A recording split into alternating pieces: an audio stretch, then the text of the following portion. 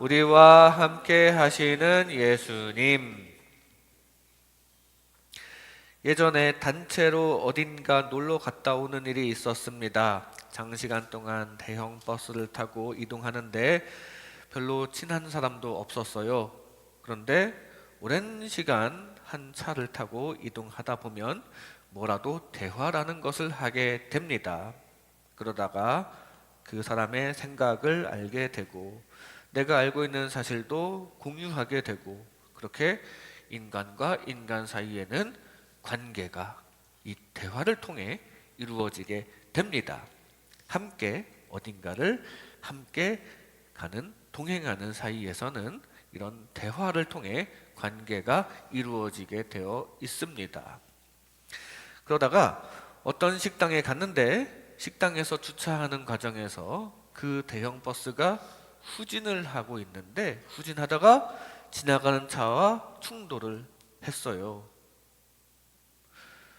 누가 봐도 우리 쪽 그 버스 기사가 잘못했습니다. 그런데 발벗고 나섭니다. 아니, 저 차 잘못 아니에요? 왜 하필 거기 지나갑니까? 좀 조심히 다녔어야죠? 하면서 막 보험사 직원에게도 막 따져요. 사실 객관적으로 보면 우리 차 잘못인 것 같긴 했어요. 그런데 거기서 어떡합니까? 저희 차가 잘못했네요, 우리 운전사가 좀 잘못했어요 라고 말하면 좀 별로 안 좋습니다. 여기서 남의 편을 들 수는 없지 않을까요? 그래서 우리 편을 듭니다. 그렇게 어쨌든 식당이니까 식사를 합니다. 식사가 다 끝나고 이제 다음 목적지를 향해 가야 하는데 그 버스는 아직도 사고 처리 중입니다. 버스가 여러 대인데 그 차는 출발을 할 수가 없었어요. 근데 다른 사람들도 다 기다릴 수는 없으니까 이제 다음 목적지도 근처 가까운 곳이고 해서 여러 차에 나눠서 탑니다. 그 버스에 탔던 사람들이 나눠서 서서 이동하게 됩니다. 복도에 한 10명씩 서서 그 상태로 이동을 했어요. 어차피 우리는 한 단체이니까, 한 가족이니까 서로 그렇게 협력을 해야 하지 않겠습니까? 그런 경험을 한 적이 있었는데요. 이 여행에는 우리가 누군가와 함께 할 때 일어나는 세 가지 현상이 다 들어 있습니다. 대화를 한다는 것, 우리가 누군가와 함께 할 때 대화라는 게 꼭 필요하고요. 그리고 우리는 같은 편이라는 거, 함께하는 사이에서는 모두가 같은 편입니다. 그리고 서로 협력해야 한다는 것, 이 세 가지가 다 들어있는 여행이었습니다. 오늘 예수님께서 마지막으로 하늘로 올려지시는 승천의 장면을 우리가 읽었습니다. 여기에는 예수님이야말로 우리와 영원히 함께 하시는 분이심이 나타납니다. 지금부터 영원까지 예수님께서는 우리와 함께 가시는, 같은 일행이 되어주시는 분인데요. 이때 함께 할 때 일어나는 세 가지가 다 들어있어요. 먼저 예수님은 우리와 끊임없이 대화를 하십니다. 그리고 예수님께서는 끝까지 우리 편이십니다. 그리고 우리와 서로 협력을 하시는데, 이 시간 이런 말씀을 통해 우리와 늘 함께 하시는 예수님, 영원히 함께 하시는 예수님을 생각하며 우리도 늘 주님과 함께 하려는 마음을 갖는 하나님 나라 백성 되시기를 주님의 이름으로 축복합니다. 먼저 말씀으로 함께 하십니다. 말씀으로 함께 하십니다. 오늘 본문 마가복음 16장 19절 상반절에 주 예수께서 말씀을 마치신 후에 라고 합니다. 문맥상 바로 앞 단락에 말씀을 하신 후에 승천하셨다는 얘기입니다. 바로 앞 단락의 말씀은 전도하라는 말씀이죠. 마지막에 부활하시고 우리에게 전도하라 라는 말씀을 하시고 승천을 하셨어요. 보고도 믿지 않는 사람들이 많으니까 너희 제자들은 강한 믿음을 가지고 온 천하에 다니며 만민에게 복음을 전파하라. 그러면 열매가 맺힐 것이다. 이런 말씀을 하시고 승천하셨습니다. 그런데 넓은 의미로 보면 말씀을 마치신 후에 승천하셨다는 얘기는 이 땅에서 예수님께서 남기신 모든 말씀을 다 남기시고 떠나셨음을 뜻합니다. 예수님께서 이 땅에서 남기신 모든 말씀이 사실 다 우리에게 필요한 주옥 같은 말씀이거든요. 특히 복음서를 중심으로 예수님께서 하신 모든 말씀을 다 남기시고 오늘 이제 부활하시고 하늘로 올라가셨다, 이런 말씀이에요. 말씀을 남겨주셨다는 얘기입니다. 그렇게 말씀을 나눠주셔서 이렇게 여러 명의 저자를 통해서 복음서, 성경 기록이 남겨졌고요. 심지어 니고데모나 우물가의 여인이나 마르다에게 개인적으로 하신 말씀까지도 주옥 같은 요절로 이렇게 남겨져 있습니다. 하나님이 세상을 이처럼 사랑하사 독생자를 주셨으니 이는 그를 믿는 자마다 멸망하지 않고 영생을 얻게 하려 하심이라. 이 말씀은 여러분이 익숙하게 잘 아시는 말씀인데 니고데모에게만 하신 개인적인 말씀이었어요. 그리고 나는 부활이요 생명이니 나를 믿는 자는 죽어도 살겠고 무릇 살아서 나를 믿는 자는 영원히 죽지 아니하리라. 이 말씀도 마르다라는 여인에게 하신 개인적인 말씀이었습니다. 그런데도 어떻게 이렇게 성경에 다 기록이 되었습니다. 하나님께서 특별한 섭리로 예수님의 말씀이 우리에게까지 다 전달되게끔 하신 거죠. 이렇게 말씀으로 우리에게 항상 대화를 시도하십니다. 이렇게 하나님께서 섭리하셔서 그 말씀이 우리에게도 전달되도록 하신 거예요. 또 바울을 통하여 많은 말씀들이 해석이 되게 하시고 또 적용이 되어서 신약 성경이 기록되게 하셨는데, 그래서 우리가 지금 이렇게 예수님을 알고 예수님의 길을 따르는 이 주님의 말씀이 길잡이가 된 것입니다. 이렇게 예수님께서는 우리에게 말씀을 주심으로 구원으로 인도하십니다. 구원의 길잡이인 예수님의 말씀을 항상 간직하며 주님의 뜻을 따르시기를 바랍니다. 요한복음의 시작 부분에는 예수님을 가리키기를 그 자체로 말씀이라고 증거하고 있습니다. 그리고 말씀은 하나님의 창조력의 핵심입니다. 하나님께서 빛이 있으라 라는 말씀으로 천지를 창조하셨으니까요. 말씀이 창조의 핵심입니다. 그러니까 이 하나님의 창조력의 핵심인 말씀 자체가 예수님이 되는 겁니다. 그리고 그 예수님께서도 우리에게 말씀을 남기셨어요. 예수님께서 남겨주신 말씀에도 역시 창조력이 있어서 이제 천지 창조가 아닌 우리의 영혼의 재창조력, 다시 고쳐주시는 재창조력을 행사하시는데, 죄로 망가진 우리의 심령을 고쳐주셔서 하나님께서 원래 의도하신 사랑의 나라에 걸맞게 우리를 변화시키시고 우리를 구원해 내시는 것입니다. 즉 예수님께서 주신 창조력 있는 말씀으로 우리를 구원으로 인도하신다는 사실이에요. 창조력 있는 말씀으로 우리를 구원받는 백성에 걸맞게 변화시키시고 구원하신다. 그 사실을 기억하고 주님의 말씀을 잘 간직하여 주님의 뜻대로 구원을 향하시기 바랍니다. 주님께서 주신 말씀이 우리를 구원을 향하게 한다는 거 기억하고 그 말씀 항상 들으시기를 바랍니다. 그리고 주님께도 말씀을 드려야 돼요. 기도로 말씀을 드려야 합니다. 함께 하는 사람끼리 웬만하면 대화라는 것을 하지 않습니까? 함께 같은 곳을 가는데 대화 한마디 안 하고 가면 서먹서먹하죠. 어색하죠. 예수님도 우리와 영원히 함께 하실 분입니다. 오늘 부활하시고 나서부터 영원히 함께 하신다고 말씀하십니다. 그래서 우리에게 영원히 함께 하실 거니까 항상 말씀을 걸어주세요. 성경을 통해서 말씀을 주시고요.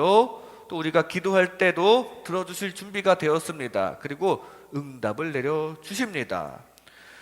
어쨌든 우리는 주님과 영원히 함께 할 건데 주님과 서먹서먹하게 있지 않기를 바랍니다. 늘 주님의 말씀을 듣고 보고 볼 때마다 깨닫게 하시는 진리를 느끼시기 바랍니다. 그리고 늘 기도하고 응답 받으시기 바랍니다. 그러면서 주님과 대화하는 가운데 주님의 인도하심 따라 하늘을 향해 나아가는 저와 여러분 되시기를 바랍니다. 말씀이 항상 필요해요. 예수님께서도 광야에서 시험 받으실 때에도 마귀의 유혹을 다 말씀으로 물리치셨습니다. 다 당시의 성경이었던 신명기 말씀을 인용하셨습니다. 사람이 떡으로만 살 것이 아니요, 주 너의 하나님을 시험하지 말라, 하나님만 경배해라, 이런 말씀을 중심으로 다 이겨내셨다는 사실입니다. 그만큼 예수님도 말씀으로 무장하셨어요. 그리고 본인께서도 여러 어려움을 말씀으로 극복하셨습니다. 바람아 잔잔하라 하면서 문제를 해결하신, 말씀으로 문제를 해결하신 장면이 많죠. 그리고 그 말씀의 능력을 제자에게도 주셨습니다. 은과 금은 내게 없거니와 내게 있는 이것을 내게 주노니 나사렛 예수 그리스도 이름으로 일어나 걸어라. 주님의 이 말씀의 능력을 받은 베드로의 이 말씀에 주님의 능력이 나타나는 장면이었습니다. 우리도 주님께서 주신 말씀의 능력을 받으시기 바랍니다. 여러분의 말씀의 능력, 주님의 말씀의 능력, 여러분의 입술로 선포되는 주님의 말씀의 능력이 삶 가운데도 가득하시기를 바랍니다. 여러분이 기도하면 응답받고 여러분이 축복하면 그대로 되는 일이 가득하시기 바랍니다. 특히 구원의 능력이 여러분에게 가득하시기 바랍니다. 바라기는 말씀으로 늘 우리와 함께 하시는 예수님과 지금부터 늘 대화하면서, 대화를 해야 돼요. 우리도 기도하고 말씀을 받고 늘 말씀을 묵상하고 깨달음을 받는 대화를 나누면서 늘 기도하시고 응답받는 대화 가운데 은혜와 축복을 체험하면서 결국 그런 관계가 영원히 계속되시기를 주님의 이름으로 축복합니다. 말씀으로 함께 하십니다. 다음으로 우리 편이 되어 주십니다. 예수님께서는 부활하셨을 때부터 영원토록 우리 편이 되어 주십니다. 오늘 본문 마가복음 16장 19절 하반절에 하늘로 올려지사 하나님 우편에 앉으시니라. 하늘로 올려지신 참 신이신 우리 주님은 하나님 우편에 앉으셨는데, 이 하나님의 우편이라 함은 여러 가지 의미가 있을 수 있지만 하나의 변호인석이라고 봐도 됩니다. 거기에서 심판하시는 하나님 앞에서 우리들을 위해 변호해 주시는 것입니다. 애초부터 예수님의 역할이 중보자의 역할이었거든요. 우리가 하늘아버지 하나님과 직접 대면할 수가 없으니까 중간다리 역할을 해주신 게 예수님의 원래 역할이었습니다. 그러면서 우리를 용서해 달라고, 그렇게 우리 편에 서주시는 역할을 예수님께서 해주신 거거든요. 왜냐하면 우리를 형벌로부터 구원해 주시기 위해서입니다. 이렇게 예수님께서는 우리를 중보해 주심으로 하나님과 화목하게 해 주십니다. 죄인이라서 하나님 앞에 설 수조차 없는 우리를 위해서 다리를 놓아 주시고 또 우리를 변호해 주신 은혜를 기억하시기 바랍니다. 그리고 무한 감사하시기 바랍니다. 하늘에 법정이 있어요. 심판하시는 판사는 우리 하나님이시고요. 우리는 다 죄를 지었으니까 우리는 모두가 다 피의자 신분입니다. 그리고 마귀가 검사 역할을 합니다. 심지어 우리가 죄를 짓도록 유도한 것도 마귀인데, 죄 짓게 하고 그 죄를 고소해버리는 나쁜 검사 역할을 마귀가 하고 있다고 해요. 그 마귀가 하나님 좌편에 있다면 하나님 우편에는 우리 편이 되어주시는 예수 그리스도께서 변호사 역할을 하십니다. 마귀가 이 사람은 이러이러한 죄를 졌으니 죽어야 합니다. 의인은 없나니 하나도 없다고 하지 않았습니까? 벌 받아야 합니다. 저 사람 벌 받아야 해요. 그랬더니 예수님께서 맞습니다. 저 사람의 죄가 있어요. 하지만 제가 대신 벌을 받았으니 저 사람의 죄는 용서해 주십시오. 그렇게 변호를 해줬더니 증인으로서 성령님께서 또 증거해 주십니다. 예수님께서 이 사람의 죄값을 대신하여 피를 흘리신 것을 제가 봤습니다. 그리고 하나님의 최종 판결은 무죄 판결을 선고하시게 됩니다. 이런 말씀이 요한계시록 12장에 기록되어 있습니다. 요한계시록 12장 10절 하반절에 우리 형제들을 참소하던 자, 곧 우리 하나님 앞에서 밤낮 참소하던 자가 쫓겨났고 라고 합니다.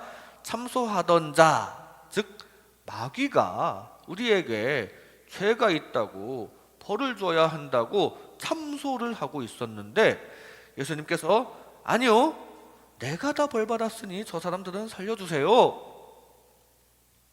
그렇게 예수님께서 변호하시니까 결국 할 말이 없는 마귀는 쫓겨나게 되더라, 그런 얘기입니다. 그리고 우리는 용서받고 하나님과 영원히 함께하게 되는데 그게 다 이 하나님 우편에 앉으신 변호사 예수님 덕분임을 기억하시기 바랍니다. 예수님께서 우리 편이 되어주셨음을 기억하시기 바랍니다. 예수님께서는 십자가 위에서도 중보 기도를 하셨어요. 아버지, 저들을 사하여 주옵소서, 자기들이 하는 것을 알지 못함이니이다. 심지어 예수님은 십자가에 못 박고 고통을 준 군병들, 대제사장들, 그 예수님의 원수들인데도 이렇게 원수 사랑을 보이신 것입니다. 저들의 죄를 사하여 달라고. 사실 우리 모두가 다 예수님 앞에서는 다 철부지 같은 어린아이라서 우리는 죄 짓고 또 죄 짓고 또 죄 짓고 항상 회개한다면서 예수님을 배신하고 세상이 주는 욕심에 항상 넘어가고 있는데, 이거 사실 예수님 입장에서는 정말 뒷목 잡을 만큼 원수 같은 존재가 바로 우리 아닙니까? 그런데 다 용서해 주신다는 거예요. 우리의 연약함을 다 아시기 때문에 그냥 용서해 주신 것입니다. 적극적으로 하나님 앞에서 우리 편이 되어주신 그 예수님의 은혜 잊지 말고 감사하시기 바랍니다. 사람들도 어딘가를 함께 가는 일행이 되면 이제 잠시나마 같은 배를 탄 같은 입장입니다. 차를 타고 가는데 운전자가 마음에 안 들 때가 있을 수 있습니다. 가족이지만 운전을 참 답답하게 할 수도 있어요.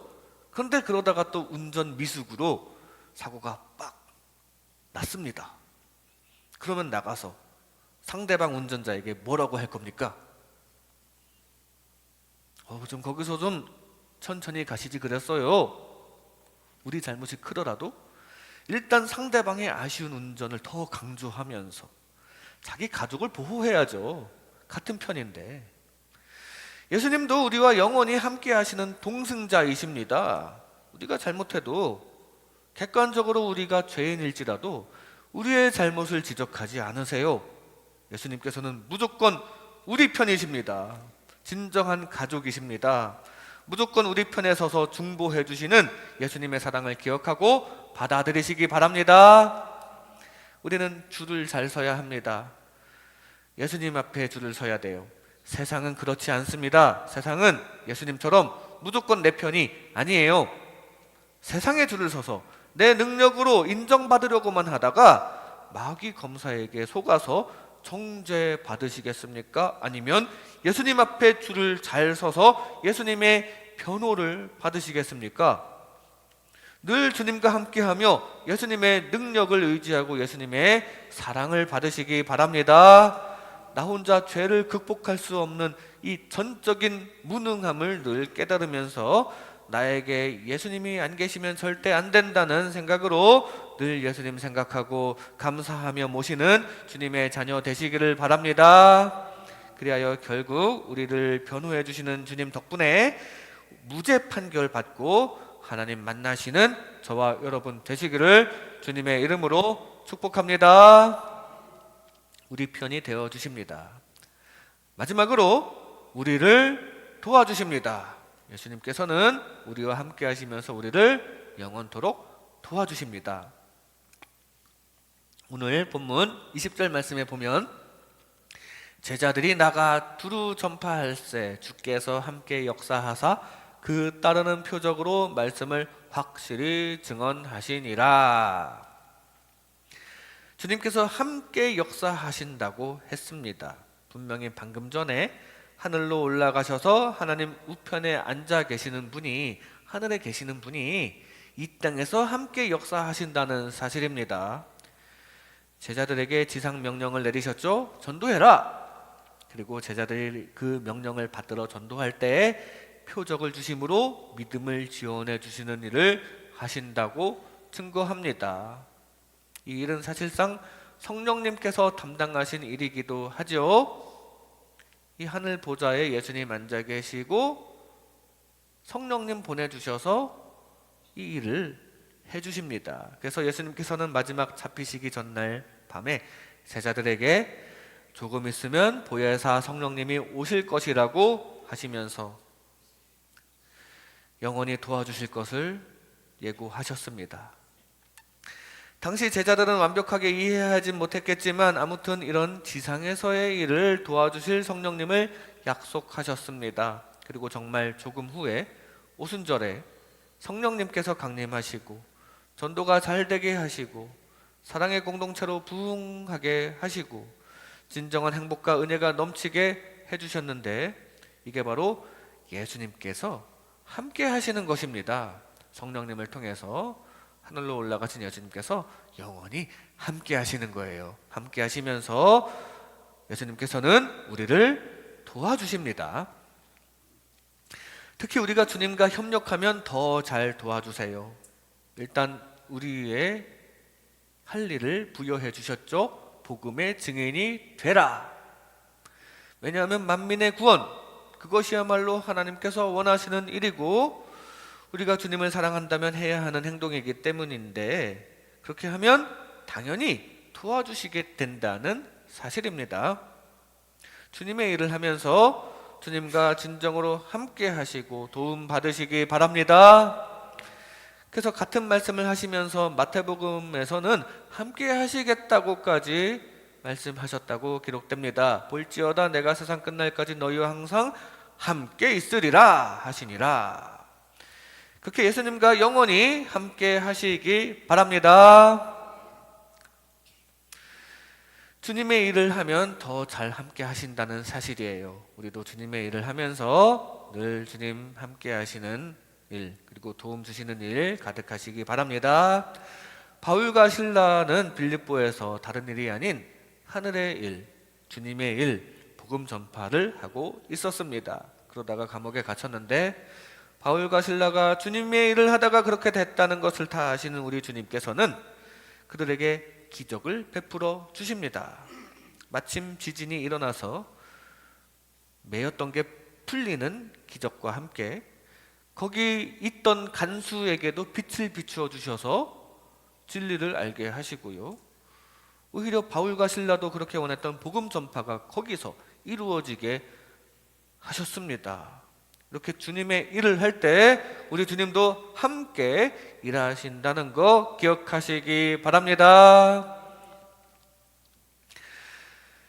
남녀가 처음 만나면 보통 상대방의 관심사를 묻습니다. 왜냐하면 혹시 나와 관심사가 일치하는 게 있을까? 아니면 그 사람이 관심 있어 하는 것들 중에 내가 함께 해줄 수 있는 게 있을까를 생각하면서 그 사람의 취미와 함께 해주고 그 사람도 나의 관심사에 관심을 가져주고 그렇게 관계가 무르익게 되고 평생을 함께하게 되는 것이 진짜 건강한 관계입니다. 평생을 함께 하는데 관심사도 함께 하는 게 좋잖아요. 여러분들은 어떻습니까? 여러분들 함께 하시는 사람과 관심사를 함께 공유하고 있습니까? 저도 저보다는 제 아내가 저에게 많이 맞춰준 편이라서 좀 미안한 감도 있는데 서로에게 관심을 맞춰주려고 노력하는 게 필요해요. 그리고 이건 인간관계뿐만이 아니라 예수님과의 관계에도 마찬가지입니다. 예수님의 관심사에 관심을 기울여 주시기 바랍니다. 예수님은 평생 그리고 영원토록 우리가 함께 할 분인데 그 주님의 관심사에 관심을 가져야죠. 하나님의 한 맺힌 마음을 알아드려야 합니다. 그런 진심 어린 마음을 주님께 보여드리면 주님도 가만히 안 계실 거예요. 여러분의 삶의 문제에 관심을 주실 것입니다. 주님께서 신경 써주시면 형통함으로 나타날 것이니까 그게 사실 내 힘으로 문제 해결하는 것보다 주님이 내 문제에 관심 기울여 주시는 게 훨씬 탁월하고 효율적인 것이거든요. 우리는 주님의 일인 복음 전파를 하고 주님은 우리의 문제를 놀라운 능력으로 해결해 주시는 일이 바로 여러분의 삶에 가득하시기 바랍니다. 그렇게 주님과 돕고 도움받는 가운데 주님과의 관계가 더욱더 깊어지시기 바랍니다. 그리고 결국 주님에 의해 형통하게 되시는 주님의 자녀 되시기를 주님의 이름으로 축복합니다. 이 시간 우리와 함께 하시는 예수님, 우리와 함께 하시는 예수님이라는 제목으로 하나님의 은혜를 나눴습니다. 말씀으로 함께 하십니다. 주님과 끊임없이 소통하며 구원에 이르시기 바랍니다. 오늘 부활하신 예수님께서는 승천하시면서 함께 하신다는 말씀을 하셨는데 영원히 우리 편이 되어 주신답니다. 우리도 편치 않으신 예수님 편에 서서 영원히 용서받으시기 바랍니다. 주님께서 우리와 영원히 함께 하시면서 우리를 도와주실 것입니다. 우리도 주님의 일을 함께 하면서 주님의 일에도 도움 받으시고 여러분의 삶의 모든 일에도 주님의 도움을 받으시기를, 그래서 더욱더 형통하시기를 주님의 이름으로 축복합니다.